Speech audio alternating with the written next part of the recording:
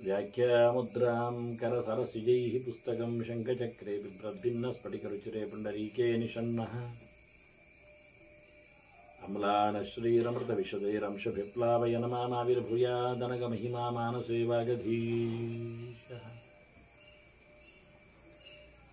ನಮಸ್ತೆ ಪ್ರಾಣೇಶ ಪ್ರಾಣತವಿಭವಾಯ ಮನಿಮಗಾಃ ನಮಸ್ವಾಮಿನ್ನ ರಾಮಪ್ರಿಯತಮನಮನ್ ಗುರುಗುಣ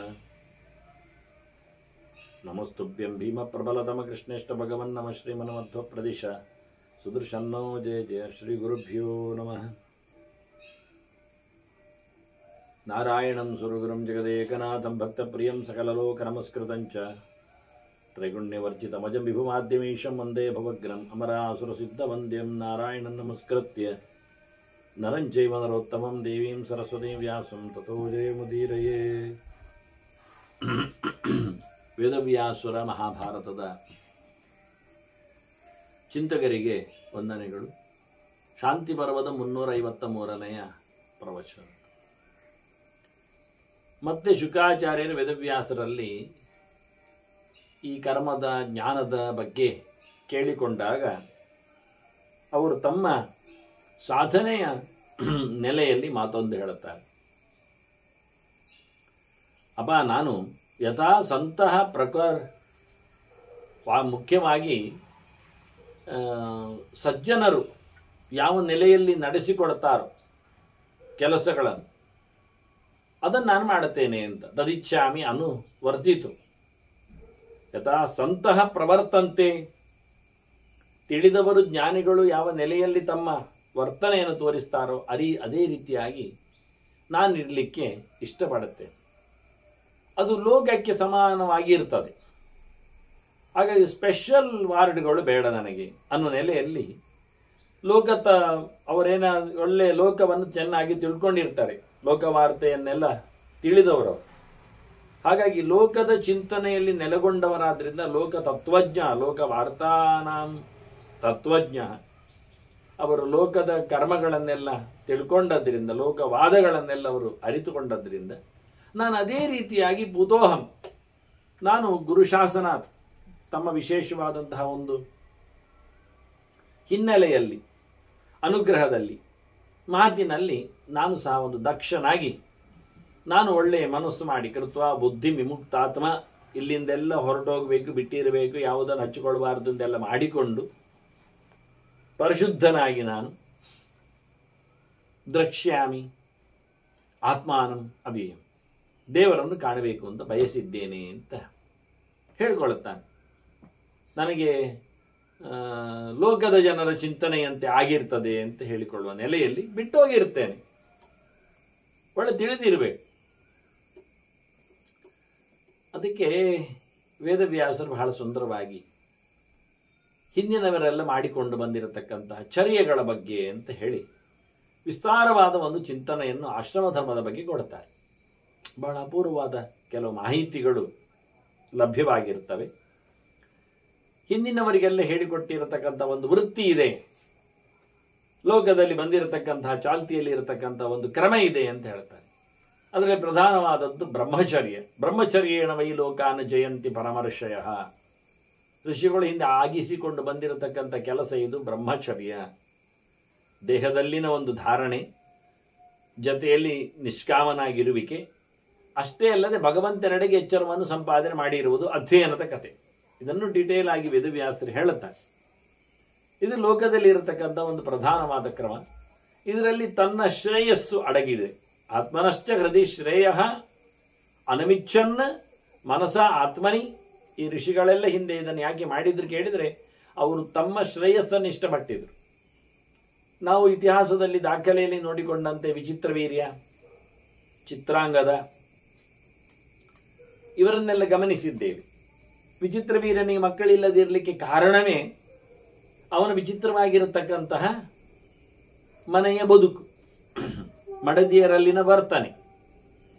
ಹೀಗಾಗಿ ಮನುಷ್ಯ ಕಾಲದಲ್ಲಿ ಬಹಳ ಚೆನ್ನಾಗಿ ಬ್ರಹ್ಮಚರ್ಯವನ್ನು ಧಾರಣೆ ಮಾಡಿಕೊಂಡ್ರೆ ಆತ ಯೋಗ್ಯನಾಗಿ ಭಗವದೆಡೆಗೆ ಸಾಗಲು ಸಮರ್ಥನಾಗ್ತಾನೆ.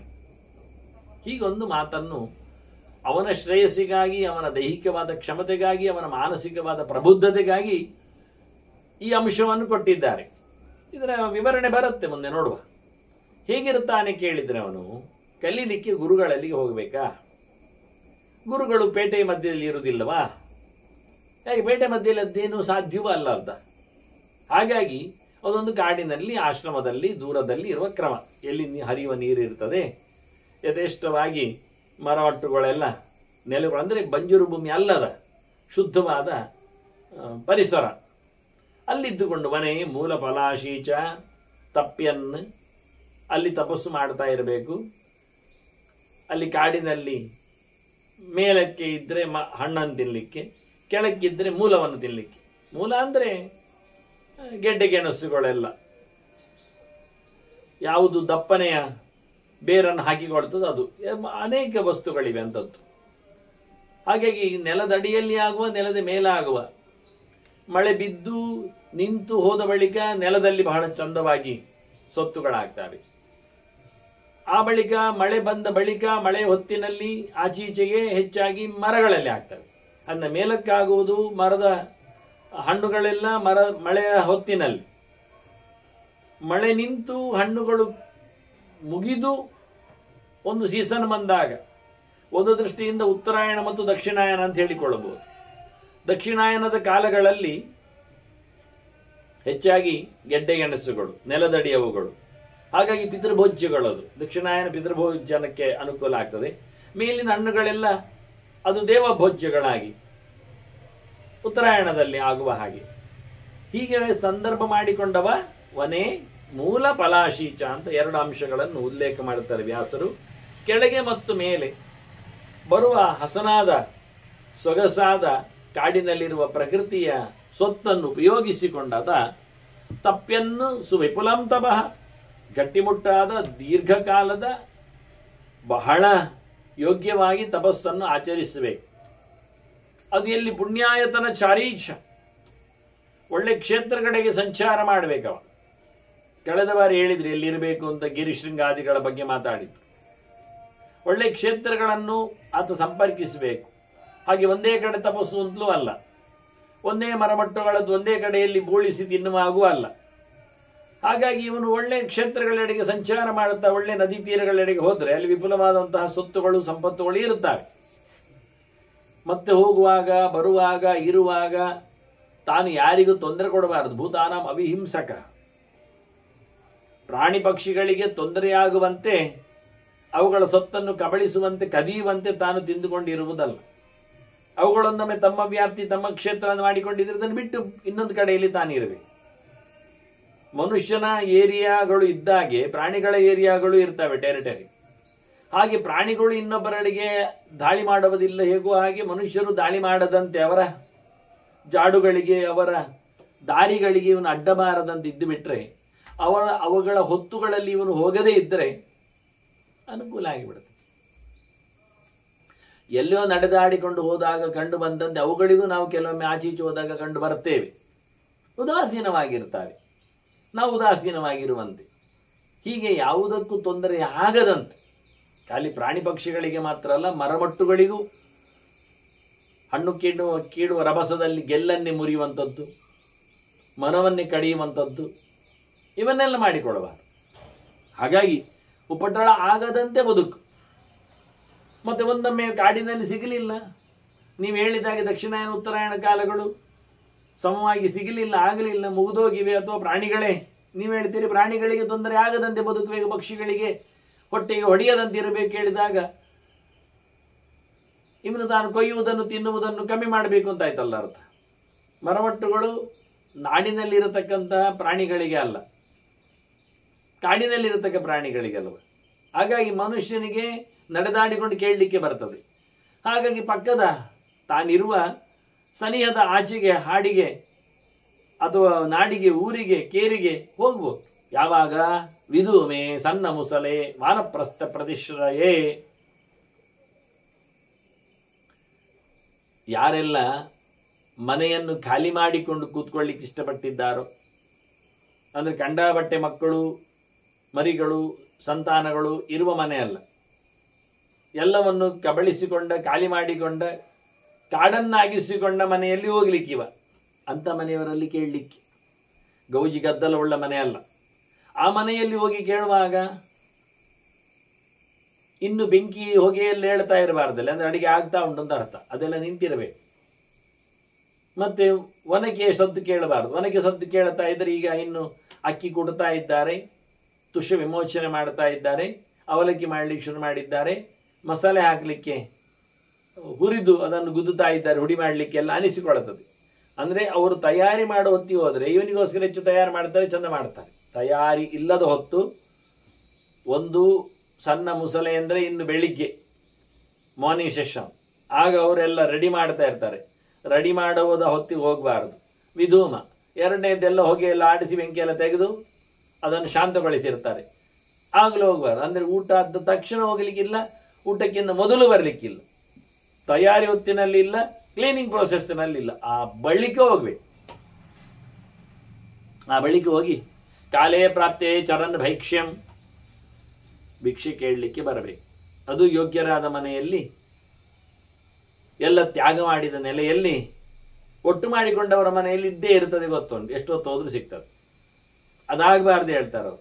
ನಾಳಿಗೆ ಅಂತ ಇಟ್ಟುಕೊಳ್ಳದಂಥವರ ಮನೆಯಲ್ಲಿ ಉಳಿದದ್ದನ್ನು ತಗೊಳ್ಳಿಕ್ಕೆ ಹೋಗಬೇಕು ಅಂತ. ಅವರಿಗದು ಹೆಚ್ಚಿಗೆ, ಅವರಿಗೆ ನಾಳೆಗೆ ಬೇಡ. ಹಾಗಾಗಿ ನಮಗದು ಒಪ್ಪಿಗೆ. ಈ ರೀತಿಯಾಗಿ ಆ ಹೊತ್ತಿನಲ್ಲಿ ಹೋಗಿ ಕೇಳಿ ಅಂಥವನು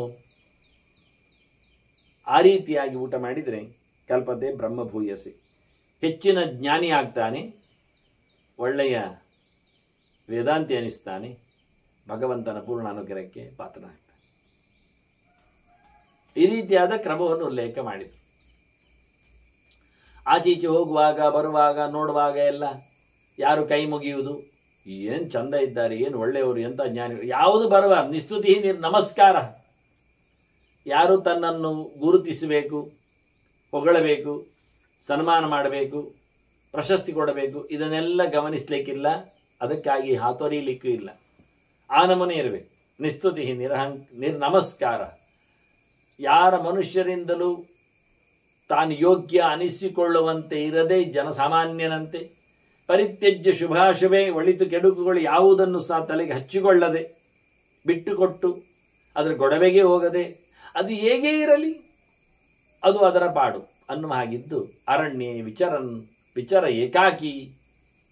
ಶುಕನಿಗೆ ಹೇಳ್ತಾನೆ, ಅಪ್ಪ ಹೋಗು, ಒಬ್ಬನೇ ಇರು, ಕಾಡಿನಲ್ಲಿ ಸಂಚಾರ ಮಾಡ್ತಾ ಇರು, ಯಾರು ಹಂಚಿಕೊಳ್ಳಬೇಡ, ಏನಕ್ಕೇನಜಿದಾಶ್ರಿತ, ಎಂತಾದರೂ ಆಗಲಿ, ಹೇಗಾದರೂ ಇರಲಿ, ಏನಾದರೂ ಆಗಿಕ್ಕೋ ಅಂತ. ಅದು ಏನಕ್ಕೇನಚಿದ್ದು ಅಂದರೆ ಏನಪ್ಪ ಮತ್ತೆ ಹಾಗೆ ಎಂಥದ್ದು ಆಗ್ಬೋದು ಅಂತೆಲ್ಲ ವೇದ ಹೇಳುತ್ತದ. ಅದೊಂದು ಪ್ರಮಾಣವ. ಯದಿದಂ ವೇದವಚನಂ ಲೋಕವಾದೇ ವಿರುದ್ಧತೆ. ಲೋಕಕ್ಕೆ ಅರ್ಥ ಇಲ್ಲ, ಊರಿಗೆ ಬರಬೇಡ, ಊರಿನ ನಮ್ಮನೆ ಬದುಕಲ್ಲ, ಇದು ಎಂಥದು, ಇದು ಸತ್ಯವ, ಇದು ಸರಿಯಾ, ಪ್ರಮಾಣೇಚ ಅಪ್ರಮಾಣೇಚ ವಿರುದ್ಧೇ ಶಾಸ್ತ್ರದ ಕುತಃ. ಅದು ಸರಿಯಾ ತಪ್ಪ? ಅದು ಸರಿಯಾದರೂ ಶಾಸ್ತ್ರದಲ್ಲಿ ಏಕೆ ಹಾಗೆ ಹೇಳುತ್ತಾರೆ, ಅದು ತಪ್ಪಾದರೂ ಶಾಸ್ತ್ರದಲ್ಲಿ ಯಾಕೆ ಮೂಡಿ ಬಂದಿದೆ? ಪ್ರಮಾಣವು ಅಪ್ರಮಾಣವು ಲೋಕ ವಿರುದ್ಧವಾದ ಕರ್ಮದಲ್ಲಿ ತೊಡಗುವುದು. ಇವತ್ತೊಬ್ಬ ಗಟ್ಟಿಮುಟ್ಟಾದವ, ಕೈಕಾಲು ಸರಿ ಇದ್ದವ, ಭಿಕ್ಷೆಯಿಂದ ಬಂದರೆ ನಾವೇನು ಹೇಳ್ತೇವೆ ಅವನಿಗೆ? ಏನಯ್ಯ ಅಲದಾಟ ನಿನ್ನದು, ಸುಮ್ಮನೆ ನಟ್ಟಿ ಬೇಡಿ ತಿನ್ನುವಂಥದ್ದು, ದುಡಿ, ಕೆಲಸ ಉಂಟು, ಆಡು, ಮೈ ಬಗ್ಗಿಸು ಅಂತೇವಲ್ವಾ? ಹಾಗೆ ಇವನಿಗೆ ಹೇಳಿಬಿಟ್ರೆ, ಇಲ್ಲ ನನಗೆ ಓದ್ಲಿಕ್ಕೆ ಉಂಟು, ಸರಿ ಮಾರಾಯ, ಹೊತ್ತಿನಲ್ಲಿ ಚೂರು ಹೊತ್ತಿನಲ್ಲಿ ಇದು 24 ಗಂಟೆ ಯಾರು ಓದ್ತಾರೇನು, ದುಡಿ ಅಂದುಬಿಟ್ರೆ ಏನು ಕತೆ? ಅದು ಈ ವೃತ್ತಿಯನ್ನು ವೇದ ಹೇಗೆ ಹೇಳಿತು, ಅದು ಪ್ರಮಾಣವು ಅಪ್ರಮಾಣವು ನಡೆಸುವ ಕಥೆ ಹೇಗೆ ಅಂತ ಬಹಳ ಚೆನ್ನಾಗಿ ಚಿಂತನೆಯನ್ನು ತರ್ತ. ಪ್ರಶ್ನೆ ಕೇಳಿದ್ದು ಹಿಂದೆಯೂ ಬಂದಿತ್ತು, ಆದರೂ ಮತ್ತೊಮ್ಮೆ ಕೇಳುವಾಗ ಇನ್ನು ವಿಶೇಷವಾದ ಅಂಶಗಳು ಬರ್ತಾವಲ್ಲ ಅಂತ ಕೇಳುತ್ತೆ. ಅದಕ್ಕೆ ವ್ಯಾಸರು ಹೇಳುತ್ತಾರೆ, ಯಥೋಕ್ತ ಕಾರಣ ಸರ್ವೇ ಗಚ್ಚಂತಿ ಪರಮಾಂಗತಿ. ಮುಖ್ಯವಾಗಿ ಆಶ್ರಮಗಳು 4 ಇವೆ ಅಲ್ವಾ? ಬ್ರಹ್ಮಚರ್ಯ, ಗಾರಸ್ಥ್ಯ, ವಾನಪ್ರಸ್ಥ ಮತ್ತೆ ಸನ್ಯಾಸ ಅಂತ. ಭಿಕ್ಷು ಅಂತ ಧರ್ಮ. ಸನ್ಯಾಸ ಧರ್ಮವನ್ನು ಇಲ್ಲಿ ಭಿಕ್ಷು ಧರ್ಮ ಅಂತ ಕರೀತಾರೆ. ಇಲ್ಲಿ 4 ಹೇಳಿದಾಗೆ ಮಾಡಿದ್ರೆ ಉಂಟಲ್ಲ, ಏನು ತಪ್ಪ ಆಗುವುದಿಲ್ಲ ಅಂತ ಹೇಳಿದಾಗೆ ಇರಬೇಕು. ನಿಂದೆಗೂ ಕಿವಿ ಕೊಡಲಿಕ್ಕಿಲ್ಲ, ಅವನು ಪಾಡೋದು ಹಾಗಿರಬೇಕು. ಆಯ್ತಾ? 4 ಆಶ್ರಮಗಳನ್ನು ಹೇಳಿದಾಗೆ ನಡೆಸಿಕೊಟ್ಟವ ಖಂಡಿತವಾಗಿಯೂ ಉತ್ತಮವಾದ ಗತಿಯನ್ನು ಪಡಿತಾನೆ. ಇದು 4 ಜನರ, ಇದು 4 ಬಗೆಯ ಅಲ್ಲವಾ? 4 ಹೌದು, 4 ಬಗೆಯ ಹೌದು. ಮತ್ತೆ ಒಬ್ಬನೇ 4 ಆಗಬಹುದು ಅಂತಾರೆ ವ್ಯಾಸರು. ಏಕೋ ವಾಪಿ ಆಶ್ರಮಾನ್ ಏತಾನ್ ಯೋಹಿ ಅನುತಿಷ್ಠೇತ್ ಯಥಾವಿತಿ. ಒಬ್ಬನೇ ಬ್ರಹ್ಮಚಾರಿಯಾಗಿದ್ದ, ಮತ್ತೆ ಗೃಹಸ್ಥನಾಗಿದ್ದಾನೆ, ಮತ್ತೆ ವಾನಪ್ರಸ್ಥನೂ ಆದ್ನವ, ಕೊನೆಗೆ ಭಿಕ್ಷುಕನಾಗಿ ಹೋಗ್ತಾನೆ. ಆಯ್ತಾ ಅಂತ ಮಾಡ್ಬೋದು. ಒಬ್ಬನೇ 4 ಆಶ್ರಮಗಳನ್ನು ಅನುಸರಿಸುವುದು ಬಹಳ ಒಳ್ಳೆಯದೇ. ಒಬ್ಬನಿಂದಲೇ 4 ಆಶ್ರಮಗಳು ಆಗ್ತವೆ. 4 ಆಶ್ರಮದವರು ಅವರವರಿಗೆ ಹೇಳಿದ ಕೆಲಸವನ್ನು ಮಾಡಲೇಬೇಕು ಚೆನ್ನಾಗಿ. ಯಾವ ಆಶ್ರಮದಲ್ಲಿ ಇದ್ದರೂ ಸಹ ಯಾವಾಗಲೂ ಸಹ ಅವನು ಕಾಮಕ್ರೋಧಗಳಿಗೆ ಬಳಿ ಬೀಳಬಾರದು. ಕೃಷ್ಣ ಹೇಳಿದಾಗಿ ಕಾಮೇಶಃ ಕ್ರೋಧೇಶಃ ರಜೋಗುಣ ಸಮುದ್ಭವ ಮಹಾಶನಃ ಮಹಾಪಾತ್ಮ ವಿದ್ಯೇನ ವೈರಿಣಂ. ನಿನ್ನ ನುಂಗಿ ಆಗತಕ್ಕಂಥ ವೈರಿಗಳವರು. ಬಂದದ್ದು ಗೊತ್ತೇ ಇಲ್ಲದೆ ಮೆದುವಾಗಿ ಹತ್ತಿರದಲ್ಲಿ ಎಳೆದು ಬಿಡುತ್ತದೆ, ಮತ್ತು ನಿಷ್ಠುರವಾಗಿ ಕಠೋರವಾಗಿ ನಮ್ಮನ್ನು ಅಳಿಸಿಬಿಡುತ್ತದೆ. ಕೈ ಹಿಡಿಲಿಕ್ಕೆ ಬಂದಾಗ ಬಹಳ ಸ್ಮೂತ್ ಇರುತ್ತದೆ, ನುಂಗಿ ನೆನೆಯುವಾಗ ಹಾಡಾಗ್ತದೆ. ಕೈಯಲ್ಲಿ ಹಿಡಿಕೊಳ್ಳುವಾಗ ಉಂಡೆಗೆ ಭಾರಿ ಸಂಭ್ರಮ. ಏನು ಮೆತ್ತಗೆ ಹಿಡಿದಿದ್ದಾನೆ, ಕೈಯೊಳಗೆ ನನ್ನನ್ನು ಆಡಿಸ್ತಾನೆ ಹೇಳಿ. ಅದನ್ನು ಮತ್ತೆ ಬಾಯಿಗಿಟ್ಟಾಗಲೇ ಗೊತ್ತು ಉಂಡೆಗೆ, 10-25 ಜನ ಒಟ್ಟು ಸೇರಿ ತನ್ನನ್ನು ನಜ್ಜುಗುಜ್ಜು ಮಾಡ್ತಾ ಇದ್ದಾರೆ ಅಂತ. ಪಚಕ್ಕು ಕಚಕ್ಕು ಕುಚುಕು ಅಂತ ಹೇಳಿಕೊಂಡು ಅದನ್ನು ಹುಡಿ ಮಾಡಿ ನುಂಗಿ ಹಾಕಿಬಿಡ್ತಾನೆ. ಪಾಪ ಕೈಯಲ್ಲಿ ಹಿಡಿದಾಗಲೇ ಲಡ್ಡು ಸಂಭ್ರಮಿಸಿಕೊಂಡದ್ದು. ಏನು ಗಮ್ಮತ್ತು ಅನಿಸಿಕೊಂಡಿದೆ, ನನ್ನನ್ನು ಏನು ಎತ್ತಿಕೊಂಡಿದ್ದಾನೆ, ಮುದ್ದಾಡ್ತಾನೆ, ಕೈಯಲ್ಲಿ ತಿರುಗಿಸ್ತಾನೆ, ಆಡಿಸ್ತಾ ಇದ್ದಾನೆ. 5 ಬೆರಳುಗಳ ನಡೆಯಲ್ಲಿ ನಾನು ಕೂತು ಏನು ಖುಷಿಪಟ್ಟಿದ್ದೇನೆ ಅಂತ. ಏನೋ ಅದಕ್ಕೊಂದು ಹೆಣ್ಣಿನ ಆಸೆ ಆಯಿತು, ಹೆಣ್ಣು ತನ ಬಂತು, ತಾನು ಪಂಚಗಂಡರ ನಡುವೆ ನಿಂತ ತಾನು ದ್ರೌಪದಿಯಂತೆ ನೆನೆಸಿಕೊಂಡಿತು ಏನೋ ಉಂಡೆ. ಮೆದುವಾಗಿ ನನ್ನನ್ನು ಅಷ್ಟು ಜನ ಒಟ್ಟು ಮುದ್ದಾಡ್ತಾ ಇದ್ದಾರೆ ಅಂತ ಅದು ಯೋಚನೆ ಮಾಡಿತು. ಸ್ವಲ್ಪ ಹೊತ್ತಿನಲ್ಲೇ ಗೊತ್ತು, ಇವರೈವರು ಒಟ್ಟು ಸೇರಿ ತನ್ನನ್ನು ಬಾವಿಗೆ ತಳ್ತಾ ಇದ್ದಾರೆ ಅಂತ. ನೀರಿದ್ದ ಬಾವಿಗಾದರೂ ತೇಲ್ಬಹುದೇನೋ ಯೋಚನೆ ಇತ್ತು ಕಾಣುತ್ತೆ. ಅದಕ್ಕೆ ತಪ್ಪಿಸಿಕೊಳ್ಳಿಕ್ಕಾಗುತ್ತೋ, ಮುಳುಗಿ ಹೇಳಿ ಇದು ನೀರಿಲ್ಲದ ಬಾವಿಯೊಳಗೆ ಆಗಿಬಿಟ್ಟಿದ್ದಾರೆ. ಅದ್ಭುತ ಅನಿಸಿಕೊಂಡಿದ್ದದಕ್ಕೂ ಇನ್ನೂ ಮೆದುವಾದ ತನ್ನನ್ನು ಕೋಮಲಕರವಾದ ವಿಶೇಷವಾದಂತಹ ಅಪ್ಯಾಯಮಾನವಾದ ಅಂಗಗಳು ತನ್ನನ್ನು ಅಲ್ಲಾಡಿಸುತ್ತವೆ ಎಂದು ತಿಳ್ಕೊಂಡಿದ್ದು. ನಾಲಿಗೆಯನ್ನು ಮುಟ್ಟಿದಾಗ, ನಾಲಿಗೆ ಮುಟ್ಟಿದ ಒಂದೇ ಕ್ಷಣ ಆ ಮೃದುವಾದ ಅನುಭವ ತಪ್ಪಿದೆ.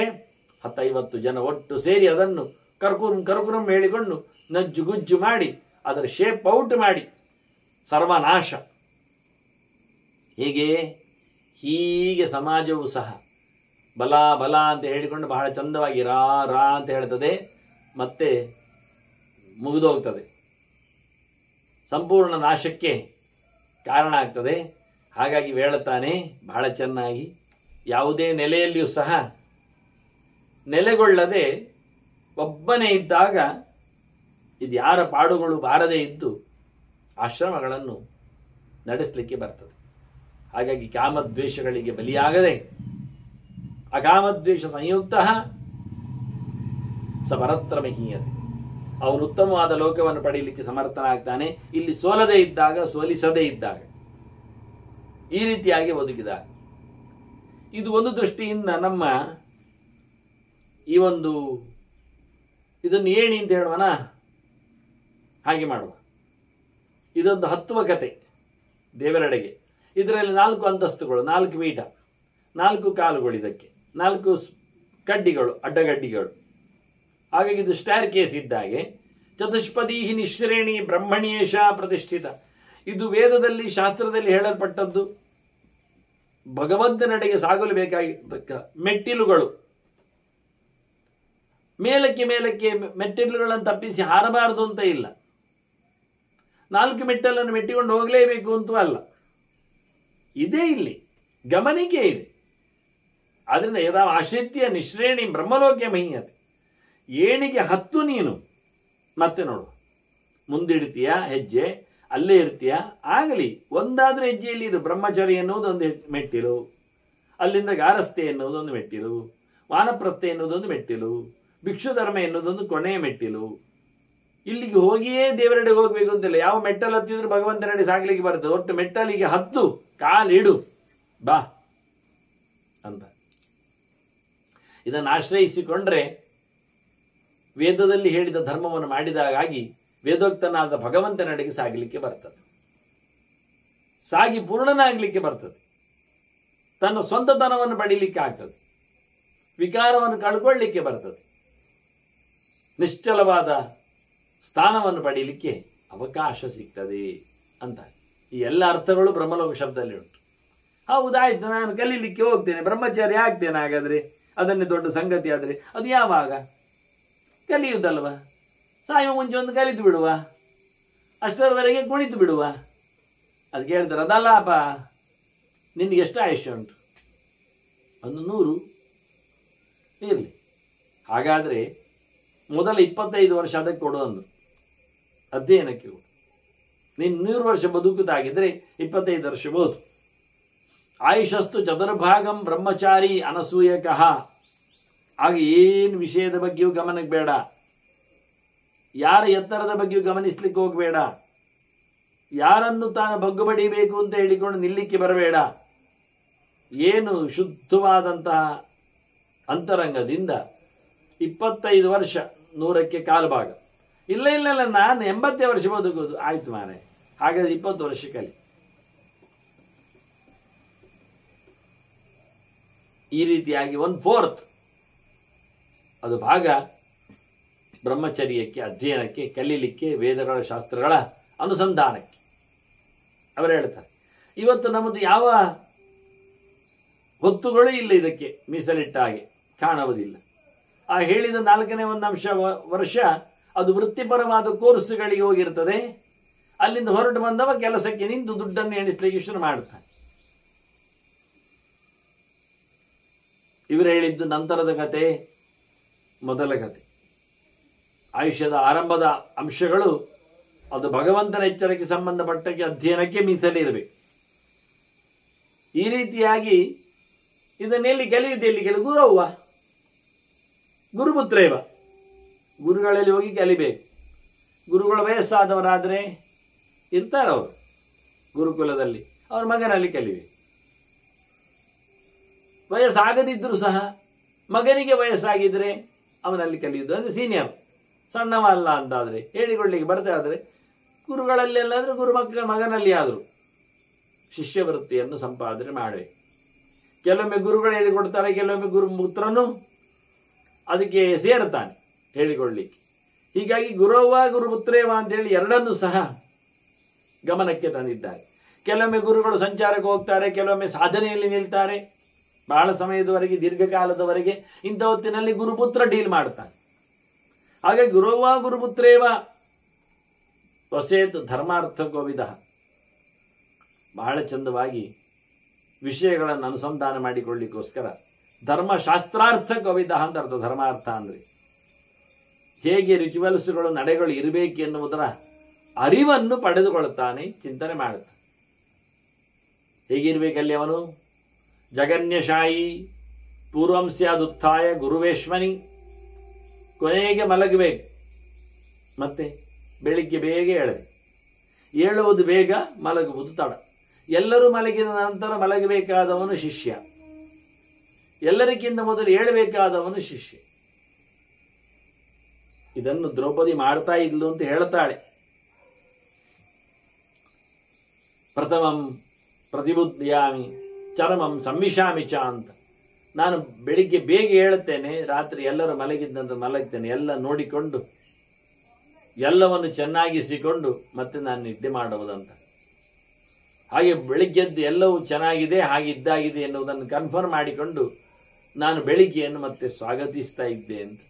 ಹಾಗೆ ಇಲ್ಲಿ ಬಹಳ ಚಂದವಾಗಿ ಹೇಳ್ತಾರೆ.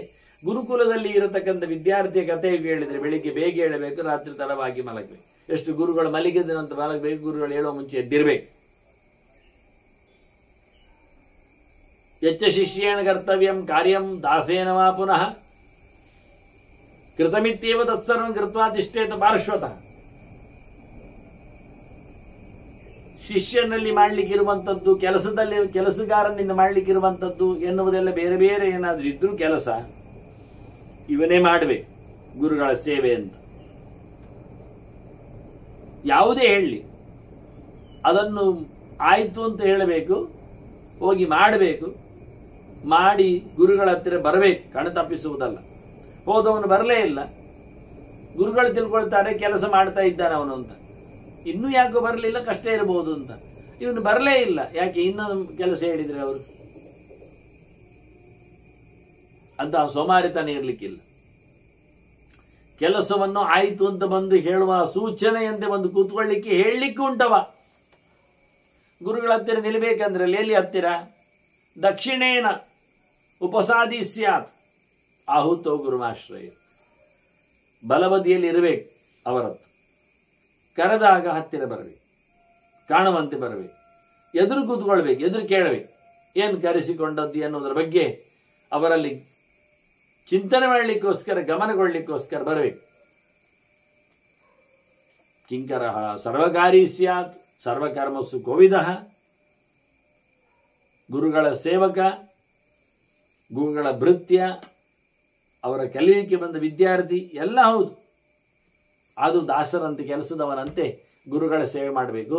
ಅದು ಗೊತ್ತಿಲ್ಲ, ಇದು ಗೊತ್ತಿಲ್ಲ ಎಲ್ಲ ಹೇಳಲಿಕ್ಕಿಲ್ಲ. ಕೆಲಸ ಮಾಡುವಾಗ ಸರ್ವಕರ್ಮಸು ಕೋವಿದ, ಸರ್ವಕರ್ಮಸು ಕೋವಿದ ಎನ್ನುವುದು ಓದುವುದು ಸರಿ. ಎಲ್ಲ ಕೆಲಸಗಳಲ್ಲಿಯೂ ದಕ್ಷ ಅಂತ. ಇನ್ನೊಂದು ಸರ್ವಕರ್ಮ ಸುಖೋವಿದ ಅಂತ ಸಿಂಗಲ್ ವರ್ಡ್ ಮಾಡಿದ್ರೆ, ಸರ್ವಕರ್ಮ ಸುಖೋವಿದ ಅಂತ. ಎಲ್ಲ ಕೆಲಸಗಳಲ್ಲಿ ಬಹಳ ಚೆನ್ನಾಗಿ ತಿಳ್ಕೊಂಡಿದ್ದಾನೆ ಅಂತ, ಅರಿತಿದ್ದಾನೆ ಅಂತ. ಅರಿತಿರ್ಬೇಕು ಅವನು. ಮತ್ತೆ ಹಾಗಾಗಿ ಕರ್ಮಾತಿಶೇಷೇಣ ಗುರು ಅಧ್ಯೇತವ್ಯ ಭೂಷತ. ಎಲ್ಲ ಬಂದದ್ದು ಕಲೀಲಿಕ್ಕಲ್ವಾ, ಕೆಲಸ ಮಾಡ್ಲಿಕ್ಕೆ. ಮಾಡಿದ್ದೇನೆಲ್ಲ ಮಾಡಿದ್ದೇನೆ ಹೇಳಿ, ಅದಕ್ಕೆ ಕರ್ಮಾತಿಶೇಷೇಣ ಗುರು. ಎಲ್ಲ ಕೆಲಸ ಮುಗಿದ ನಂತರ ಕಲೀಲಿಕ್ಕೆ ಕೂತ್ಕೊಳ್ಬೇಕು, ಅಧ್ಯೇತವೇ ಕಲಿಬೇಕು. ಅದನ್ನು ಅವರ ಹತ್ರ ಕಲೀಲಿಕ್ಕೆ ಕೂತಿದ್ದೇನೆ, ಕಲಿಸಿ ಅಂತ ಕೇಳಲಿಕ್ಕೆ ಉಂಟು. ಹಾಗಾಗಿ ಕೆಲಸವನ್ನು ಮುಗಿಸಿ ಕೆಲಸಕ್ಕೆ ತೊಂದರೆ ಆಗದಂತೆ ಗುರುಗಳಲ್ಲಿ ಅಧ್ಯಯನದ ವ್ಯವಸ್ಥೆಯಲ್ಲಿ ತಾನು ತೊಡಗಬೇಕು. ಈ ರೀತಿಯಾಗಿ ತುಂಬ ಒತ್ತಡಗಳಿರ್ತಾವೆ ಅಲ್ಲಿ ಹೇಳಿಕೊಳ್ಳಿಕ್ಕೆ ಹೋದರೆ. ಕೂತವನು ಸಹ ಗುರುಗಳಲ್ಲಿದ್ದಾಗ ಶುಶ್ರೂಷ ಗುರು ಅವ್ಯಗ್ರಹ ನಿರೀಕ್ಷೇತ ಜಿತೇಂದ್ರಿಯ. ಗುರುಗಳನ್ನು ನೋಡ್ತಾ ಇರಬೇಕು. ಇವನು ಕಣ್ಣು ಮುಚ್ಚಿಕೊಂಡು ನಿದ್ದೆ ಮಾಡುವುದಲ್ಲ. ಒಂದು ಕಡೆಗೆ ಹೊರಗಿರುವುದು, ಬೇಕಾದ್ರೆ ಗುರುಗಳು ಕರೀತಾರೆ, ಇಲ್ಲ, ಗುರುಗಳ ಪಕ್ಕದಲ್ಲೇ ಇರಬೇಕು, ಕಾಣುವಂತಿರಬೇಕು. ಪೇಷನ್ಸ್ ಎಲ್ಲ ತಪ್ಪಿದ್ದೆಲ್ಲ ಹೇಳಲಿಕ್ಕಿಲ್ಲ. ಈಗ ಸರಿ ಇದ್ದೆ, ಈಗ ಹೋಗ್ಲಿಕ್ಕಿತ್ತು, ಓಡಿದ್ದೆ ಅಂತೇಳಿ ಕೆರಿವಾಗಿ ಇಲ್ಲದಿರುವುದಲ್ಲ. ಈ ರೀತಿಯಾಗಿ ಗುರುಗಳ ಸೇವೆಯಲ್ಲಿ ನಿರಂತರವಾಗಿ ಇಂದ್ರಿಯಗಳನ್ನು ನಿಲುಕಿಸಿಕೊಂಡು ಊಟ ಆಗಲಿಲ್ಲ ಹೇಳಿ ಓಡುವುದಲ್ಲ, ನಿದ್ದೆ ಬರ್ತದೆ ಅಂತ ತಪ್ಪಿಸುವುದಲ್ಲ. ಎಲ್ಲ ಇಂದ್ರಿಯಗಳನ್ನು ನಿಗ್ರಹ ಮಾಡಿಕೊಂಡು ಗುರುಗಳನ್ನು ನೋಡ್ತಾ ಇರಬೇಕು, ತಪ್ಪಿಸಿಕೊಳ್ಳದೆ. ಅವೈಕ್ಯದೆ ಅಂತ ಹೇಳ್ತಾರೆ, ಏನು ಕರೀತಾರೆ, ಎಲ್ಲಿ ಕರೀತಾ ಇದ್ದಾರೆ ಅನ್ನುವ ಗಮನವನ್ನು ಕೊಟ್ಟುಕೊಂಡು ವಾಸ್ತವವಾಗಿ ಇದಂ ಕರಿಷ್ಯೆ ಭಗವನ್ ಇದಂಚಾಪಿ ಕೃತಮ್ಮಯ ಬ್ರಹ್ಮನ್ ತದಪಿ ಕರ್ತಾಸ್ಮಿ ಯದ್ ಭವಾನ್ ವಕ್ಷ್ಯತೆ ಪುನಃ. ಅವರ ಹತ್ತಿರದಲ್ಲಿ ನಿಂತುಕೊಂಡು ಹೇಳಬೇಕು, ಇದು ಮಾಡ್ತೇನೆ, ಅವರು ಹೇಳಿದ ಕೆಲಸವನ್ನು ಹೇಳು. ಇದು ಮಾಡಿ ಆಯಿತು, ಮಾಡಿ ಆದ ನಂತರ ಬಂದು ಸೇರಿಸ್ಬೇಕು, ಗೊತ್ತಾಗಿಸ್ಬೇಕು. ಯಾಕೆ ಮುಗಿಯಿತೋ ಇಲ್ಲವೋ, ಸಿಕ್ಕಿದ್ರಾ ಆಗಲಿಲ್ಲವೋ, ವಿಷಯ ಏನಾಯಿತು ಅಂತ ಅರ್ಥ ಆಗೋದು ಬೇಡವೋ. ಕೆಲವರಿಗೆಲ್ಲ ಹಾಗೆ, ಅದು ಹೋದ ನಂತರ ಆಗ್ತದೆ ಅಂತ ಅರ್ಥ, ಬಂದು ಹೇಳಬೇಕೇನಾಯಿತು ಅಂತ. ಇಲ್ಲ, ವಹಿಸಿಕೊಟ್ಟವನಿಗೆ ಆಯಿತು ಅಂತ ಹೇಳಲೇಬೇಕು. ಮಾಡ್ತೇನೆ ಅಂತ ಹೇಳಬೇಕು, ಮಾಡಿದೆ ಅಂತ ಹೇಳಬೇಕು. ಇನ್ನು ಅದನ್ನು ಮಾಡ್ತೇನೆ ಹೇಳಬೇಕು. ಇನ್ನೇನಾದ್ರು ಹೇಳೋದಿದ್ರು ನಾನು ಮಾಡ್ತೇನೆ, ಮಾಡುವಂಥದ್ದನ್ನು ಮಾಡ್ತೇನೆ ಅಂತ ಹೇಳಿ, ಇದು ಸರ್ವನುಜ್ಞಾಪ್ಯ ನಿವೇದ್ಯ ಗುರವೇ ಧನಂ. ಎಲ್ಲ ಕೆಲಸ ಮಾಡಿ ಸಿಕ್ಕಿದ್ದನ್ನೆಲ್ಲ ಗುರುಗಳಿಗೆ ಕೊಟ್ಟು ಅದರ ಲಾಭಗಳಿದ್ರೆ ಕೆಲಸ ಮಾಡಿ ಬಂದದ್ದನ್ನು ಕುರ್ಯಾತ್ ಕೃತ್ವಾಚ ತತ್ಸರ್ವಂ ಅಕೇಯಂ ಗುರವೇ ಪುನಃ. ಮಾಡಿದ ನಂತರ ಮಾಡ್ತೇನೆ ಅಂದಾಗಲೂ ಗುರುಗಳ ಹತ್ರ ಹೇಳಬೇಕು, ಅದನ್ನು ಮಾಡಿದ್ದೇನೆ, ಇದನ್ನು ಮಾಡ್ತಾ ಇದ್ದೇನೆ, ಅದು ನಡೆದಿದೆ ಅವರಲ್ಲಿ ಯಾವ ಕೆಂಕರೆಗಳು ಬಾಕಿ ಉಳಿದೇವೆಯೋ ಅದನ್ನು ಗಮನಿಸಿಕೊಂಡು ನಾವು ಅವರ ಹತ್ರ ಕೇಳಿಕೊಂಡು ಕೆಲಸ ಮಾಡಿ ಆಯಿತು ಅಂತ ಹೇಳುವಷ್ಟರ ಮಟ್ಟಿಗೆ ಬರಬೇಕು. ಇದು ಗುರುಗಳ ವ್ಯವಸ್ಥೆಗಳು. ಅದನ್ನು ತಿಳಿಸುವಂಥದ್ದು ಮುಖ್ಯವಾದದ್ದು. ಬಹಳ ಸ್ಪಷ್ಟವಾಗಿ ಶುದ್ಧವಾಗಿರಬೇಕು. ಮತ್ತೆ ಶುಚಿ ದಕ್ಷ ಗುಣೋಪೇತ ಬ್ರೂಯಾತ್ ಇಷ್ಟಂ ಇವ ಅಂತರ ನಡುವೆ ತನಗೆ ಅಲ್ಲ ಅಂತಾದರೂ ಕಷ್ಟ ಆದರೂ ಅದನ್ನು ತೋರ್ಪಡಿಸುವಂತೆ ಇಲ್ಲ, ತೋರ್ಪಡಿಸಬಾರದು. ಗುರುಗಳಿಗೆ ತಪ್ಪಾಗಿ ಆಗಿದೆ ಅಂತ ಬರಬಾರದು ಗಮನಕ್ಕೆ. ಹಾಗಾಗಿ ಅವನು ಶುದ್ಧನಾಗಿ ಅಂತಃಕರಣದಿಂದಲೂ ಬಾಹ್ಯದಿಂದಲೂ ಸಹ ಸ್ನಾನಾದಿಗಳನ್ನು ನಡೆಸಿಕೊಂಡು ಸ್ಟ್ರಿಕ್ಟ್ ಆಗಿ ಶಾಸ್ತ್ರದಲ್ಲಿ ಹೇಳಿದಂತೆ ಶೌಚ ಸಂಪಾದನೆಯನ್ನು ಮಣ್ಣಾಕಿಕೊಂಡು ವರ್ತಿ ಹಾಕಿಕೊಂಡು ತೊಳೆಯುವ ಶುದ್ಧ ಮಾಡಿಕೊಳ್ಳತಕ್ಕ ಪ್ರಕ್ರಿಯೆಯಲ್ಲಿ ರತನಾಗಿ ಶುಚಿ ದಕ್ಷ ಜೊತೆಯಲ್ಲಿ ಗುಣೋಪೇತ ಒಳ್ಳೆ ಗುಣಗಳಿರಬೇಕು, ಕ್ವಾಲಿಟೀಸ್. ಬುರಿಯಾದ ಇಷ್ಟಂ ಇವಾಂತರ ನಡುವೆ ಒಳ್ಳೆಯದನ್ನೇ ಹೇಳುವಾಗ ಹೇಳಲಿಕ್ಕೆ ಬಂದರೆ ಹೇಳುವಲ್ಲಿ ಒಳ್ಳೆಯದನ್ನೇ ಹೇಳಬೇಕು, ಒಳ್ಳೆಯ ರೀತಿಯಲ್ಲಿ ತಿಳಿಸಿಕೊಡುವಾಗಿರಬೇಕು ಅದನ್ನು. ಆ ರೀತಿಯಾಗಿ ಇದ್ದಲ್ಲಿ ಆತ ಇರುವುದನ್ನು ಗೆಲ್ತಾನೆ ವಾಸ್ತವವಾಗಿ. ಮತ್ತೆ ಗುರುಗಳು ಊಟ ಮಾಡದಿದ್ದಾಗ ಊಟ ಮಾಡಲಿಕ್ಕಿಲ್ಲಿವ ನಾಭುಕ್ತವತಿ ಜಾಸ್ನೇಹಿತ, ಹಾಗೆ ಅಪೀತವತಿನೋ ಬಿವೇತ್. ಗುರುಗಳು ಇವತ್ತು ಊಟ ಮಾಡಲಿಲ್ಲ, ಇವನು ಊಟ ಮಾಡಲಿಕ್ಕಿಲ್ಲ. ಇವತ್ತು ಗುರುಗಳು ನೀರು ಹಾಲು ಕುಡಿಯಲಿಲ್ಲ, ಇವನು ನೀರು ಹಾಲು ಕುಡಿಲಿಕ್ಕಿಲ್ಲ.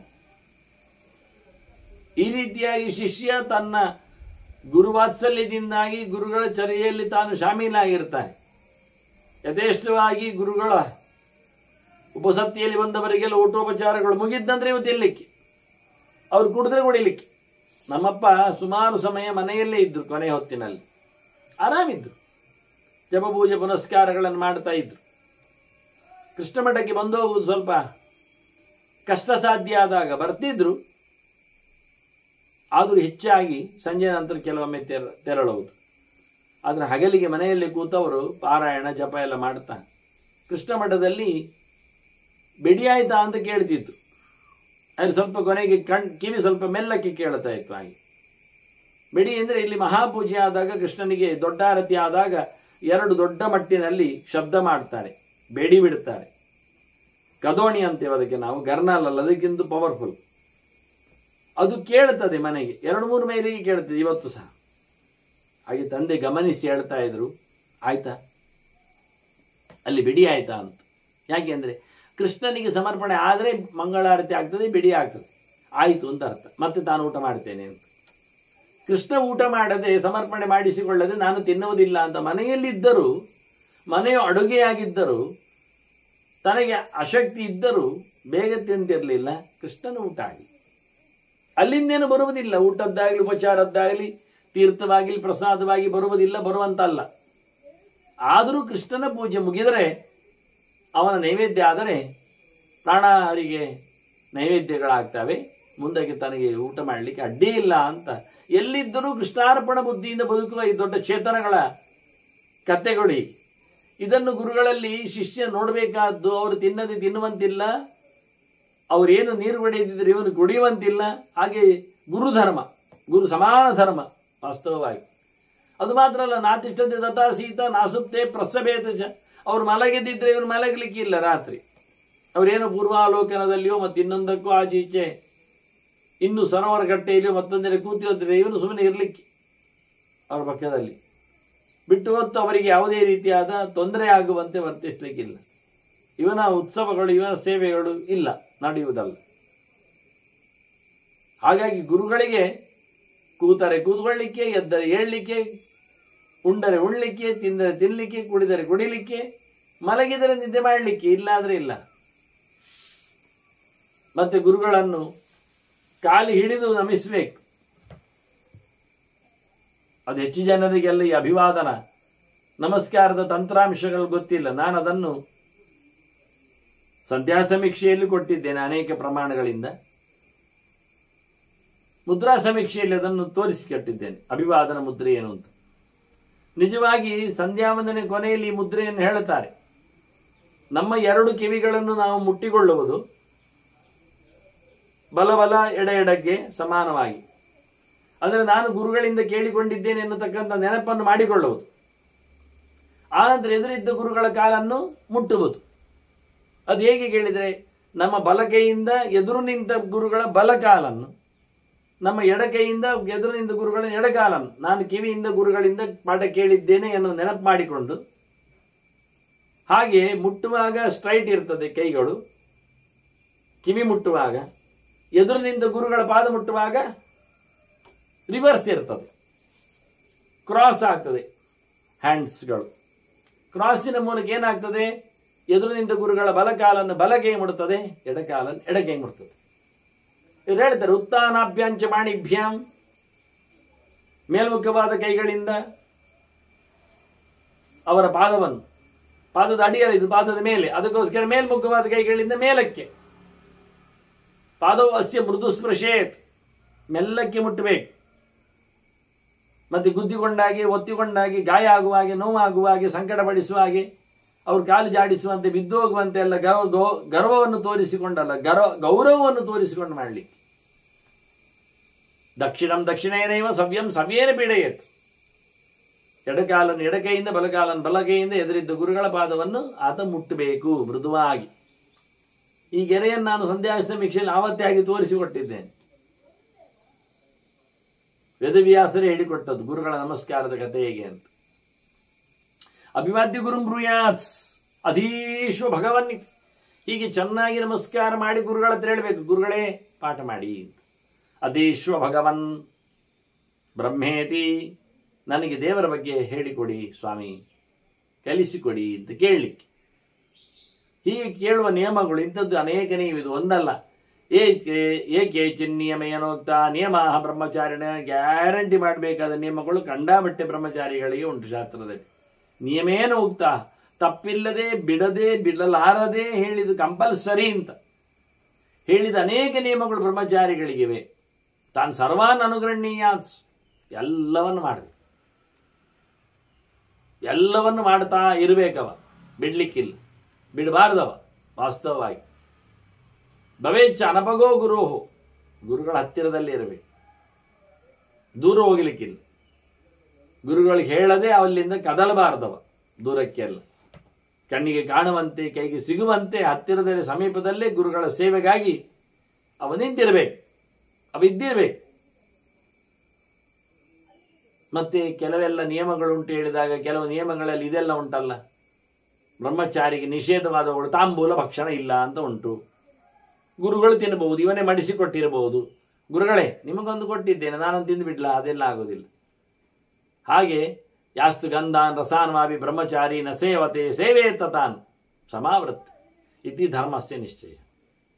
ಧರ್ಮಶಾಸ್ತ್ರದ ಪ್ರಕಾರ ಏನು ಗೊತ್ತಂತ ವಿಷಯ, ತಿನ್ನಬಾರದು ಕುಡಿಬಾರದು ಅಂತ ಹೇಳಿಕೊಂಡದ್ದೆಲ್ಲ ಶಿಷ್ಯನಿಗೇನಿದೆ ಅದು ಅವನು ಶಿಷ್ಯವೃತ್ತಿ ಮುಗಿಸಿದ ನಂತರ, ಗುರು ಸೇವೆ ಮುಗಿದ ನಂತರ, ಮದುವೆ ಆಗ್ತೇನೆ ಅಂತ ಹೊರಟಾಗ ಅಲ್ಲಿಂದ ಮತ್ತೆ ಅವ ಪಡಿಬೋದು, ತಿನ್ನಬಹುದು, ಮೂಸಬಹುದು. ಎಲ್ಲ ಹೂಗಳನ್ನೆಲ್ಲ ಮೂಸ್ಲಿಕ್ಕಿಲ್ಲ.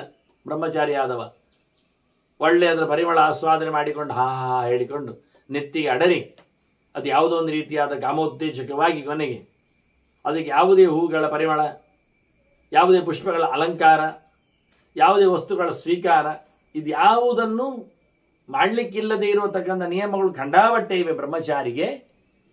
ಅದನ್ನೆಲ್ಲ ಮತ್ತೆ ಸಮಾವರ್ತನೆಯ ಬಳಿಕ, ಮದುವೆ ಆಗ್ತೇನೆ ಅಂತ ಗ್ಯಾರಂಟಿ ಆದ ಬಳಿಕ ಅದನ್ನೆಲ್ಲ ಅದು ಉಪಯೋಗಿಸಿಕೊಳ್ಳು. ಗುರುಕುಲದಲ್ಲಿ ಇಲ್ಲ, ಅದೆಲ್ಲ ಮಾಡಿಕೊಳ್ಳಿಕ್ಕಿಲ್ಲ. ಅವನು ಬೇರೆಡೆ ಮಾಡಲಿಕ್ಕೆ ಮತ್ತೆ ಆದ ನಂತರ ಮಾಡಬಹುದು. ಹೀಗೆ ಧರ್ಮಶಾಸ್ತ್ರ ಹೇಳಿಕೊಡ್ತದೆ. ಆದ್ರಿಂದ ಬಹಳ ಚೆನ್ನಾಗಿ ಗುರುಗಳ ಸೇವೆಯನ್ನು ಮಾಡ್ತಾವ. ಸಯೇವಂ ಗುರುತೇ ಪ್ರೀತಿ ಉಪಹೃತ್ಯ ಯಥಾಬಲಂ, ತನ್ನ ಯೋಗ್ಯತೆಗೆ ಯೋಗ್ಯವಾಗಿ ಅವರ ಸೇವೆಯನ್ನು ಯಥಾಶಕ್ತಿ ಆತ ನಡೆಸಿಕೊಡ್ತಾನೆ. ನಡೆಸಿಕೊಡುವಾಗ ಅವನ ವೃತ್ತಿಯಲ್ಲಿ ಗ್ರಾಮ್ಯತನ ಇರಬಾರ್ದು. ಹಳ್ಳಿಗರು ಮಾಡುವ ಹಾಗೆಲ್ಲ ಇಲ್ಲ, ಗೌರವವನ್ನು ಮೇಂಟೈನ್ ಮಾಡಿ ಗುರುಗಳಿಗೆ ಬೇಕಾದ ಸ್ಥಾನಮಾನ ಇಟ್ಟಿರಬೇಕಲ್ಲಿ. ಮಾಮೂಲಿ ನಮ್ಮ ಹಾಗೆ ನಮ್ಮಂತೆ ಅಂತ ಹೇಳಿ ಅಲ್ಲ, ವಾಸ್ತವವಾಗಿ ಅಲ್ಲ. ಹಾಗಾಗಿ ಊರಿನವರ ಚಾಳಿಯಂತೆ ಅಥವಾ ಲೋಕದ ಕಥೆಯಂತೆ ಅಥವಾ ಯಾವುದೋ ಒಂದು ರೀತಿಯಾದ ಉದಾತ್ತವಾದ ಬದುಕು ಅಲ್ಲದ ನೈತಿಕತೆಯಿಂದ ಕೆಳಗೆ ತಳ್ಳಿದ ಬಗೆಯಂತೆ ಈತ ವರ್ತಿಸಬಾರದು. ಅಗ್ರಾಮ್ಯೇಣ ವಾಸ್ತವವಾಗಿ ಶಿಷ್ಯ ವರ್ತೇತ ಕರ್ಮಣ. ಕಾಡಿನಲ್ಲಿದ್ದರೂ ಸಹ ಊರಿನಂತವನೇ ಇರಬಾರದು, ಅದು ಸತ್ಯ. ಊರು ಅಂದರೆ ಒಂದು ರೀತಿಯಿಂದ ಜಾನಪದವಾಗಿರ್ತದೆ, ದೇವರನ್ನು ಮರೆತು ಇರ್ತದೆ ಕೆಲವೊಮ್ಮೆ. ಹಾಗಾಗಿ ಆ ರೀತಿಯಾಗಿ ಅವನು ನಡೆಸಿಕೊಳ್ಳದೆ ಬಹಳ ಒಳ್ಳೆಯ ರೀತಿಯಿಂದ ಗುರುಗಳಲ್ಲಿ ಆತ ಇರಬೇಕು. ವೇದವ್ರತೋಪವಾಸೇನ ವೇದವ್ರತೋಪವಾಸೇನ ಚತುರ್ಥೇ ಚ ಆಯುಷೇಗತೆ ಗುರವೇ ದಕ್ಷಿಣಾಂದತ್ವ ಸಮಾವರ್ತೇತ ಯಥಾವಿಧಿ. ಅಧ್ಯಯನ ಆದ ಬಳಿಕ ಅವರಿಗೆ ದಕ್ಷಿಣೆ ಕೊಟ್ಟು ಅವರ ಅನುಗ್ರಹ ಕೇಳಿ, ನಾನು ನಿಮ್ಮಲ್ಲಿದ್ದೆ, ಅನುಗ್ರಹ ಮಾಡಿದ್ದೀರಿ, ಈಗ ನಾನು ಮತ್ತೆ ಹೊರಡುತ್ತೇನೆ, ಯೋಗ್ಯವಾದ ಭಾರ್ಯೆಯನ್ನು ಪಡೆದು ಮತ್ತೆ ನಾನು ಗೃಹಸ್ಥನಾಗಲಿಕ್ಕುಂಟು ಅಂತ ಹೇಳಿ ಅವರ ಹತ್ರ ಕೇಳಿ ಮತ್ತೆ ಅವ ಸಮಾವರ್ತನೆಯನ್ನು ಮಾಡಿಕೊಳ್ಳಿಕ್ಕೆ. ಸಮಾವರ್ತನೆ ನಂತರದಲ್ಲಿ ಸಿಗುವಾಗ ಹುಡುಗಿಯನ್ನು ಹಾಗೆ ಧರ್ಮಲಬ್ಧೇರ್ಯುತೋ ದಾರೈಹಿ ಅಗ್ನೇನ್ ಉತ್ಪಾದ್ಯ ಯತ್ನತಃ ಸುವ್ರತಃ, ಒಳ್ಳೆ ನಿಷ್ಠೆಯಿಂದ ಯಥಾ ಸಾಮರ್ಥ್ಯ ನೋಡಿ ಅವನು ಒಳ್ಳೆಯ ಧರ್ಮದ ನೆಲೆಯಲ್ಲಿ ಸಿಕ್ಕಿದ ಹುಡುಗಿಯನ್ನು ಮದುವೆಯಾಗಿ, ಇಲ್ಲಿ ಹೇಳುವಾಗಲೇ ಹೇಳ್ತಾರೆ ಧರ್ಮ ಲಬ್ಧೈಹಿ ತಥಾ ದಾರೈಹಿ ಅಂತ. ದಾರ ಶಬ್ದ ನಿತ್ಯ ನಪುಂಸಲಿಂಗ ಆದರೂ ಹುಡುಗಿ ಶಬ್ದವನ್ನು ಹಾಕದೆ ದಾರ ಶಬ್ದವನ್ನು ಹಾಕಿ ನಿತ್ಯ ಬಹುಜನ ಅಂತ ಶಬ್ದ ಹಾಕಿ ಅವನು ಪ್ರಜೆಗಳಿಗಾಗಿ ಸಂಪತ್ತಿಗಾಗಿ ಎಷ್ಟು ಮಕ್ಕಳನ್ನು ಪಡಿಬಹುದು, ಎಷ್ಟು ಮಡದಿಯರನ್ನು ಪಡಿಬಹುದು ಎನ್ನುವ ಸೂಚನೆ ಕೊಟ್ಟಂತೆ ಧರ್ಮಲಬ್ಧೆ. ಅದನ್ನು ಕ್ಷತ್ರಿಯರಂತೆ ವೈಶ್ಯರಂತೆ ಹಣ ಕೊಟ್ಟು ಪಡೆಯುವುದಾಗಲಿ ಬಲಾತ್ಕಾರ ತರುವುದಾಗಲಿ ಅಲ್ಲದೆ ಅವನಿಗೆ ಹೇಳಿದ ಧರ್ಮದಲ್ಲಿ ಸಿಕ್ಕಿರತಕ್ಕಂತಹ ಹೆಂಡತಿಯಲ್ಲಿ ಆತ ಅಗ್ನಿಗಳನ್ನು, ಇಲ್ಲಿಯೂ ಹಾಗೆ ಅಗ್ನಿ ಉತ್ಪಾದ್ಯ ಅಂತ ಬಹುವಚನ ಹೇಳುವಾಗ ಅಗ್ನಿ ಶಬ್ದವು ಸಂತಾನವನ್ನು ಅರ್ಥವೂ ಮಾಡುತ್ತದೆ, ಬಾಹ್ಯ ಅಗ್ನಿಯನ್ನು ಅರ್ಥ ಹೇಳ್ತದೆ. ಬಾಹ್ಯ ಅಗ್ನಿಯಲ್ಲಿ ಗಾರಭತ್ಯ, ಆಹ್ವನೀಯ, ದಕ್ಷಿಣಾಗ್ನಿಯಿಂದ ಬಹುವಚನ ಕೂಡುತ್ತದೆ. ಅವನ ಪಿತೃಮೇಧಗಳಿಗೆ, ದೇವಾಗ್ನಿಗಳಿಗೆ, ಸ್ವಂತಕ್ಕೆ ಕರ್ಮಗಳಿಗೆ ಅಲ್ಲ. ಇಲ್ಲಿ ಇನ್ನೂ ಒಂದು ಅರ್ಥದಲ್ಲಿ ಹೇಳಿದ್ದು ಮಕ್ಕಳಿಗಾಗಿ ಅಂತ, ಬಹು ಪ್ರಕಾರದಲ್ಲಿ. ಅದು ಒಳ್ಳೆಯ ವ್ರತನಿಷ್ಠನಾಗಿ ಯತ್ನ ಮಾಡ್ಲಿಕ್ಕೆ ಹೋಗಿ ತಪ್ಪು ಮಾಡಲಿಕ್ಕಿಲ್ಲ. ಪ್ರಯತ್ನ ಅಶುದ್ಧ ಆಗಬಾರ್ದು, ಅಶಾಸ್ತ್ರೀಯ ಆಗಬಾರ್ದು. ಯೋಗ್ಯನಾಗಿದ್ದುಕೊಂಡು ಯಾವಾಗ ದ್ವಿತೀಯ ಆಯುಷೋ ಭಾಗಂ ಗೃಹಮೇದಿ ಭವೇತ್ ವರ್ತಿ.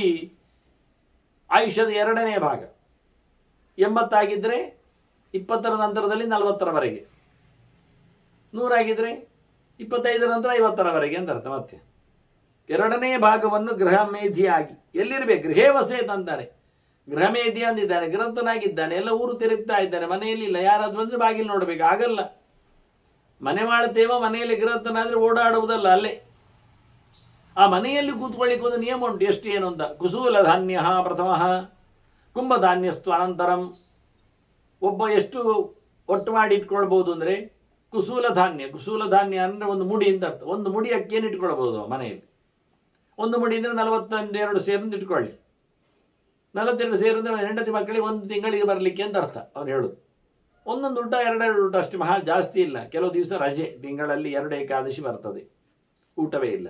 ಇನ್ನಿರುವ 22 ದಿನದಲ್ಲಿ 2 ದ್ವಾದಶಿ ಇರ್ತದೆ ಒಂದು ಊಟದ್ದು, 2 ದಶಮಿ ಇರ್ತದೆ ಒಂದು ಊಟದ್ದು, 1 ಹುಣ್ಣಿಮೆ ಅಮಾವಾಸ್ಯೆ ಇರ್ತದೆ ಒಂದು ಊಟದ್ದು, 1 ಸಂಕ್ರಾಂತಿ ಇರ್ತದೆ. ಈಗ 7 ದಿನ ಒಂದು ಊಟದ್ದು ಇರ್ತದೆ ಲೆಕ್ಕ ಹಾಕಿ. ಒಟ್ಟಿಗೆ ತಿಂಗಳಲ್ಲಿ 60 ಊಟ, 2 ಊಟ ಅಂದರೆ ಆ 60 ಊಟದಲ್ಲಿ ಏಕಾದಶಿ 2 ಹೋಯಿತು, ಹಾಗಾಗಿ 56 ಊಟ ಆಯಿತು. 56ರಲ್ಲಿ ಈ 7 ಊಟ ಹೋಯಿತು, ಮತ್ತೆ ಅದು 49 ಊಟ ಸಿಗುವುದು ಅವನಿಗೆ. ಎಲ್ಲ ದ್ವಿತಿಲೋಪ ಆದರೆ ಇನ್ನೂ ಕಮ್ಮಿ, 48 ಊಟ ಅಷ್ಟೆ, ಒಂದು ಮಂಡಲ ಊಟ. ತಿಂಗಳಲ್ಲಿ 1 ಮಂಡಲ ಊಟ ಇರ್ತದೆ ಒಬ್ಬನಿಗೆ. ಒಂದು ಮನೆಯಲ್ಲಿ 100 ಊಟ ಆಗ್ತದೆ ಗಂಡದ ಹೆಂಡತಿ ಆದರೆ. 100 ಊಟಕ್ಕೆ 1 ಮುಡಿ, ಒಬ್ಬೊಬ್ಬರಿಗೆ ಅರ್ಧ ಮುಡಿ ಪ್ರಕಾರದಲ್ಲಿ 100 ಊಟಕ್ಕೆ. 100 ಊಟ ಜಾಸ್ತಿ ಆಯ್ತು. 1 ಮುಡಿ ಇವತ್ತು 40 ಸೇರು ಹಾಕಿದರೆ 100 ಜನ ಅಲ್ಲ 200 ಜನ ಊಟ ಮಾಡ್ತಾರೆ ಈಗ.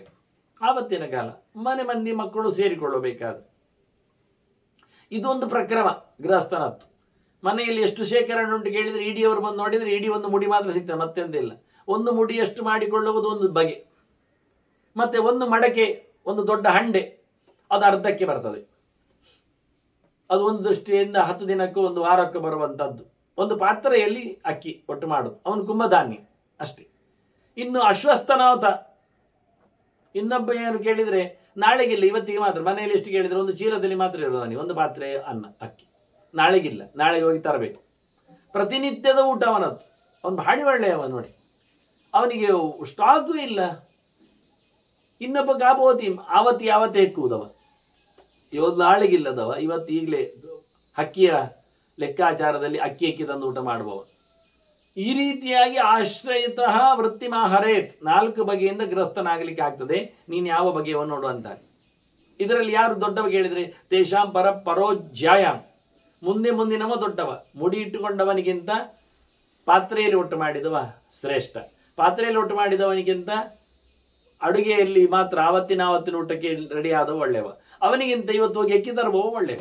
4 ಪ್ರಕಾರದ ಜನರಿದ್ದಾರೆ. ಇವರೇನು ಮಾಡಲಿಕ್ಕೆ ಕೆಲಸ ಕೇಳಿದರೆ ಇವರು ಹೇಳ್ತಾರೆ ಧರ್ಮತಃ ಲೋಕಜಿತ್ತಮಃ, ಇವ ನಿಜವಾಗಿ ಇಡೀ ಲೋಕವನ್ನು ಗೆಲ್ತಾನೆ, ಅತ್ಯಂತ ಎತ್ತರದವನಾಗ್ತಾನೆ. ಇಂಥವನೇನು ಮಾಡಲಿಕ್ಕೆ ಉಂಟು ಕೇಳಿದರೆ ಮೊದಲನವ ಷಡ್ಕರ್ಮಿ ಆಗಬೇಕು.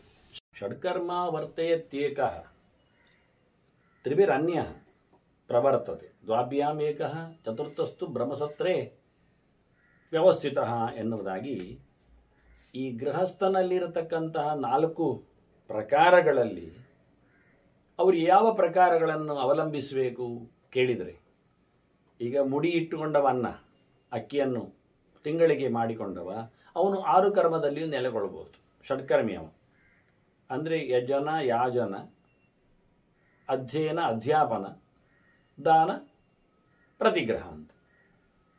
ನಾವು ತ್ರಿಕರ್ಮಿಗಳು ಅಂದಾಗ 3 ಯಾವುದಾಗ್ತದೆ ಕೇಳಿದರೆ ಯಾವಾಗಲೂ ಯಜನ, ಅಧ್ಯಯನ, ಆನಂತರ ದಾನ.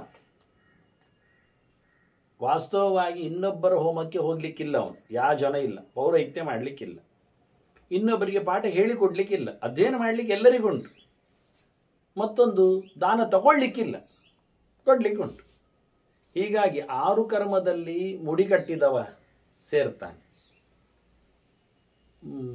ಕೇವಲ ಕೊಳಗ ಮಾತ್ರ ಇಟ್ಟುಕೊಂಡವ, ಪಾತ್ರೆಯಲ್ಲಿ ಮಾತ್ರ ತುಂಬಿಸಿಕೊಂಡವ ಕುಂಭಧಾನ್ಯ, ಅವನು 3ರಿಂದ ಷಡ್ಕರ್ಮಾವರ್ತತೆ ತ್ಯೇಕ ತ್ರಿಭಿರನ್ಯ ಪ್ರವರ್ತತೆ. ಇನ್ನೊಬ್ಬರಿಗೆ 3. ಅವನು ಹೋಮ ಮಾಡಲಿಕ್ಕೆ ಉಂಟು, ಇನ್ನೊಬ್ಬರದ್ದು ಮಾಡಲಿಕ್ಕೆ ಹೋಗ್ಲಿಕ್ಕಿಲ್ಲ. ಅವನು ದಾನ ಕೊಡ್ಲಿಕ್ಕುಂಟು, ತಗೊಳ್ಲಿಕ್ಕಿಲ್ಲ. ಅವನು ಕಲೀಲಿಕ್ಕುಂಟು, ಕಲಿಸ್ಲಿಕ್ಕಿಲ್ಲ. ಅಂದರೆ ಅಲ್ಲಿಯೇ ದುಡ್ಡು ಬಂದರೆ ಮತ್ತೆ ಜಾಸ್ತಿ ಆಗುತ್ತೆ ಪಾತ್ರೆ, ಅದಾಗದಂತೆ. ಮತ್ತೆ ಮುಂದಿನವನಿಗೆ ದಿನದಲ್ಲಿರುವವನು ಅಂತ ಹೇಳಿದರು ಅಶ್ವಸ್ಥನ, ನಾಳೆಗೆ ಬೇಕಿಲ್ಲ ಅವನಿಗೆ ಅಂತ, ಇವತ್ತಿಗೆ ಮಾತ್ರ ಅಂತ. ಇವತ್ತಿಗೆ ಮಾತ್ರದವ ಅವನು 2 ವೃತ್ತಿಯಲ್ಲಿ ಬದುಕಲಿಕ್ಕೆ. ಇದು ಯಾವ 2 ವೃತ್ತಿ ಅಂದರೆ, ಒಂದು ವಾಸ್ತವವಾಗಿ ಕಲೀಲಿಕ್ಕೆ, ಅದು ಬಿಡಲಿಕ್ಕಿಲ್ಲ. ಇನ್ನೊಂದು ದಾನ ಕೊಡಲಿಕ್ಕೆ, ಹೋಮ ಮಾಡಲಿಕ್ಕಿಲ್ಲ. ಈಗೊಂದು ರೀತಿಯಾದ 2 ವೃತ್ತಿಯ ಕ್ರಮ. ಆ ದಾನವನ್ನು ಅವನು ಯಜ್ಞದ ಲೆಕ್ಕಾಚಾರದಲ್ಲಿ ಕೊಡಬಹುದು. ಅದು ಸತ್ಕಾರ ಇದ್ದಾಗೆ, ಅದು ದೊಡ್ಡ ಯಜ್ಞವೇ. ದೇವತೆಗಳ ಉದ್ದಿಷ್ಟವಾದ ಆಮದಾನ ಹೇಳಿಕೊಂಡಾಗಿ ಬಿದ್ರು ಉದ್ದಿಷ್ಟವಾದದ್ದೆಲ್ಲ. ಹೀಗಾಗಿ ಪಂಚಯಜ್ಞದಲ್ಲಿ ಅವನು ಬಿಟ್ಟೋದ ಅಂತ ಆಗಲಿಲ್ಲ. ದಾನ ಕೊಡುವುದಿಲ್ಲ, ಯಜ್ಞ ಮಾತ್ರ ಮಾಡ್ತಾನೆ ಅಂದರೆ ಅದು ಆಗುವುದಿಲ್ಲ. ಯಜ್ಞಾಂಗವಾಗಿ ದಾನ ಇರಲಿಕ್ಕೆ ಹೋಗಿ, ಹಾಗಾಗಿ 2 ವೃತ್ತಿ ಅವನಿಗೆ. ಚತುರ್ಥಸ್ತು ಅಂತ ಹೇಳುವಾಗ ಏಕಃ ಚತುರ್ಥಸ್ತು ಬ್ರಹ್ಮಸತ್ರೇ ವ್ಯವಸ್ಥಿತ ಅಂತ ಸ್ಪಷ್ಟಪಡಿಸ್ತಾರೆ ವ್ಯಾಸರ ಶುಕನಿಗೆ. 4ನೆಯವನು ಕಪೋತ ವೃತ್ತ ಮಾಡುವವನು, ಹಕ್ಕಿ ತಿಂದಾಗ ಹೆಕ್ಕಿ ತಿನ್ನುವವನು. ಬಿದ್ದದ್ದನ್ನು ಹೆಕ್ಕಿ ತಂದು ಊಟ ಮಾಡುವುದಿಲ್ಲ, ಹೆಕ್ಕಿಯಲ್ಲೇ ತಿಂದು ಬದುಕುವವನು ಕಪೋತ ವೃತ್ತ ಅಂತ ವೃತ್ತಿಯವನು. ಅಂಥವನು ಕಲಿಯುವುದು ಮಾತ್ರ, ಅವನಿಗೆ ದಾನಕ್ಕೂ ಇಲ್ಲ ಯೋಗ್ಯತೆ. ಏನು ಹೆಕ್ಕಿ ಯಾರಿಗೆ ಕೊಡೋದು? ಹಾಗಾಗಿ ಕೊನೆಯ ವೃತ್ತಿಯಲ್ಲಿ ಹೇಳುವಾಗ ಬ್ರಹ್ಮಸತ್ರೇ ಇಲ್ಲಾಂದರೆ ಕಲಿಯುವುದು ಬಿಡೋದು, ದಾನ ಕೊಡೋದು ಹೇಳೋದಾ, ತಿನ್ನು ಮುಂಚೆ ಕೊಡು ಅಂತ, ಕಲಿಕೆ ಇಲ್ಲ ಆಗ್ತದೆ.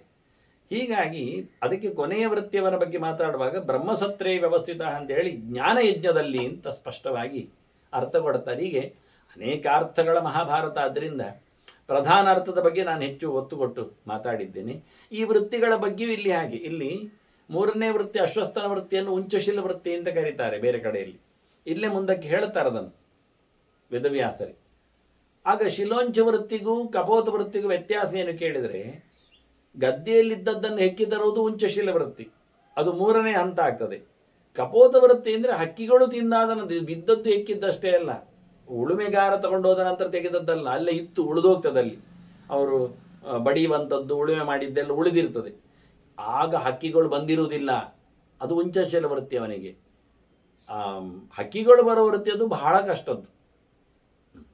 ಹೀಗಾಗಿ 4ರಲ್ಲಿ ಕೊನೆಯ 3 ಅವರು ಹೈಲೈಟ್ ಮಾಡ್ತಾರೆ. ಅದನ್ನು ಮುಂದಿನ ಚಿಂತನೆಯಲ್ಲಿ ನಾವು ಗೃಹಸ್ಥನ ಧರ್ಮವನ್ನು ಅನುಸಂಧಾನಕ್ಕೆ ತರುವ ಮತ್ತೆ ವಂದನೆಗಳೊಂದಿಗೆ ಶ್ರೀಕೃಷ್ಣಾರ್ಪಣಮಸ್ತು. ನಾರಾಯಣ ನಾರಾಯಣ ನಾರಾಯಣ.